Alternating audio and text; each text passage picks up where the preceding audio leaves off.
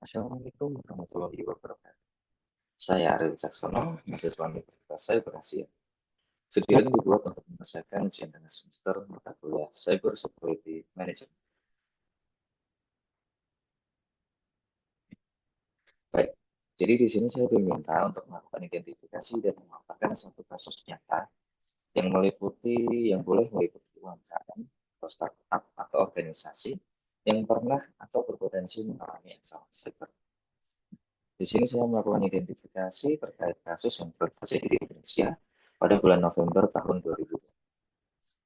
Kasus tersebut melibatkan organisasi pemerintah yaitu Komisi Pemilihan Umum atau lebih sering dikenal dengan KPU. Ya, jadi pada bulan November tahun 2023, organisasi Komisi Pemilihan Umum atau KPU pernah menjadi sasaran ancaman cyber. Pada bulan November tahun 2023, KPU mengalami kebocoran data daftar pemilih yang disingkat dengan DPD.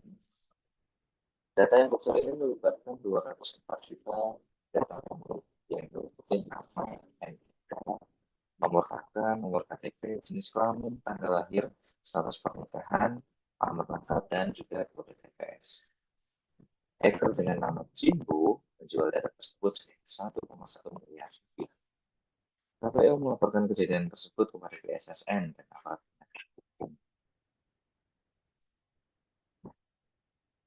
Berikutnya, sistem yang digunakan saat itu adalah sistem informasi data pemilih, SIDALI, sebagai platform utama untuk mengelola DPT. Nah, sistem SIDALI ini dia juga terintegrasi dengan berbagai database kependudukan dan digunakan untuk memastikan keakuratan serta kualitas data pemilih dalam pemilu tahun 2024. Nah, dalam kasus ancaman cyber tersebut, beberapa kelemahan yang paling umum terjadi antara lain adalah kerentanan keamanan sistem. Kalau ada serangan phishing dan social engineering, dan juga kurangnya kesadaran keamanan dari pengguna. Sebagai setelah masuk dari hacker, maka sangat mungkin bahwa hal tersebut dipengaruhi oleh kerentanan data ya, dan sistem operasional utama milik KPU. Lalu, kelemahan yang kedua adalah serangan phishing dan social engineering. Nah, berikutnya, hacker diduga berhasil mendapatkan akses sebagai admin melalui metode phishing dan social engineering, yang mana hal ini memungkinkan hacker untuk memperoleh data pemilih karena memiliki hak akses yang luas sebagai admin dan juga sebagai super user. Nah, kelemahan yang terakhir adalah terkait kurangnya kesadaran keamanan pengguna, di mana kurangnya kewaspadaan dapat menjadi celah atas bocornya suatu informasi akun yang dapat disalahgunakan oleh pihak yang tidak bertanggung jawab. Berikutnya, analisis. Dalam kerangka manajemen risiko cyber, analisis dapat dilakukan dengan melihat 3 aspek, yaitu ancaman, kerentanan, dan dampak. Analisis ancaman dalam kebocoran data dapat berasal dari berbagai sumber, diantaranya serangan cyber oleh kertas. Hal ini sering dilakukan oleh hacker dan kemudian atas data tersebut biasanya akan dijual dalam forum ilegal. Berikutnya, eksploitasi kelemahan sistem.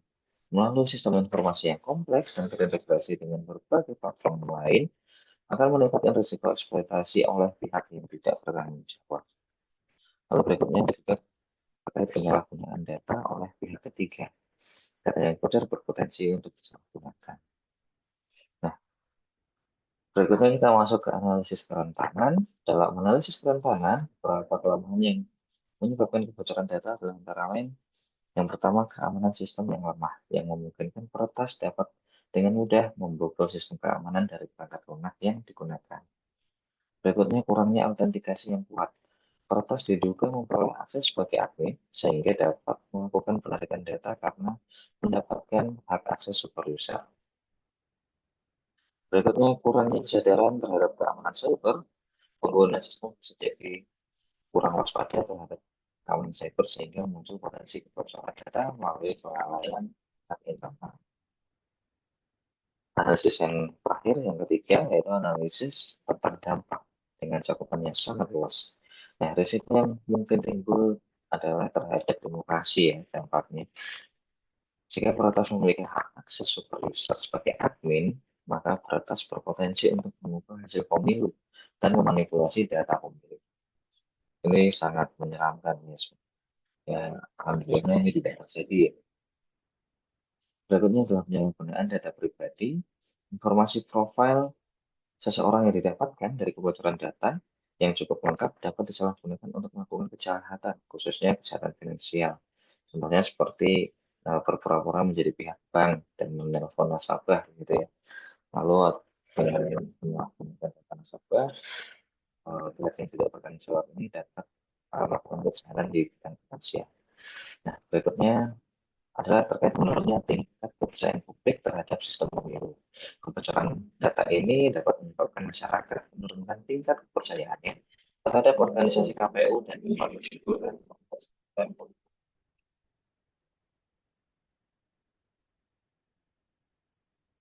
Berikutnya adalah strategi manajemen keamanan cyber dan juga tantangan besar. Sebagai bahan evaluasi dan usulan, langkah pencegahan agar kejadian serupa tidak terulang kembali dapat dilakukan beberapa hal sebagai berikut. Yang pertama adalah melakukan audit keamanan secara berkala. Hal ini dapat dilakukan untuk melakukan identifikasi dan memperbaiki celah keamanan. Yang berikutnya adalah meningkatkan kesadaran keamanan cyber bagi pengguna sistem, terutama admin dan petugas terkait. Lalu berikutnya, memperkuat sistem autentikasi dengan metode yang lebih aman, seperti penggunaan multi-factor authentication atau MFA. Dan yang terakhir adalah menggunakan enkripsi data untuk melindungi informasi sensitif dari akses yang tidak sah. Nah, namun perlu kita pahami juga bahwa tentu dalam penerapan strategi tersebut pasti akan menemui banyak hambatan. Dan, namun hal ini juga tidak harus dilakukan secara instan, namun melainkan dapat dilakukan secara bertahap demi meningkatkan keamanan cyber yang lebih baik dari waktu ke waktu. Baik, terima kasih. Jadi itu tadi pembahasan saya terkait cyber security management. Sekian yang dapat saya sampaikan. Semoga apa yang saya sampaikan ini dapat bermanfaat. Izinkan saya pamit. Saya Arif Caksono. Akhirul kalam. Wassalamualaikum warahmatullahi wabarakatuh.